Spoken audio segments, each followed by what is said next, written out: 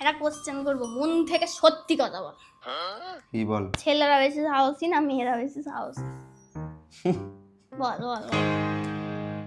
Common ব্যাপার, এটা ছেলেরা বেশ সাহসী। উদাহরণ দে।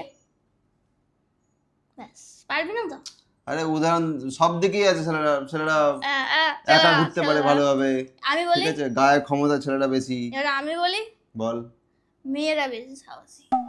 কারণ বিয়ের সময় ছেলেরা দল বল মিলে বিয়ে করতে চায়, আর মেয়েরা একা শ্বশুর বাড়ি চলে আসে, একা, কাউকে লাগে না। তো সাহসটা কার বেশি হলো? হ্যাঁ, দলবল নিয়ে যায় কারণ হচ্ছে, কারণ হচ্ছে সাহস কম, তাই জন্য। আরে সাহস কমের কি আছে? সাহস কম তাই জন্য।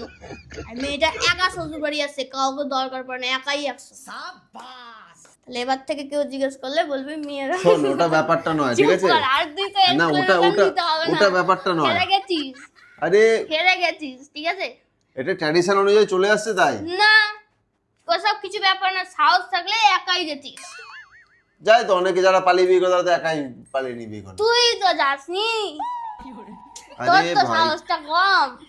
তুই বুঝছিস না, আমি বলছিলাম ওটা, তুই বেশি বুঝছিস, ওটা চুপ কর। ওটা সেই রাজরাজাদের আমল থেকে ট্র্যাডিশন হয়ে আসছে ওটা। তাও আগের থেকে জানে ছেলেরা সাহস কম, তাই সেই নিয়মটা চালু হয়েছে, বুঝতে পেরেছিস? আগের থেকে যে নিয়মগুলো হয় তারও কিছু না কিছু কারণ থাকে, আর এটাই তার কারণ।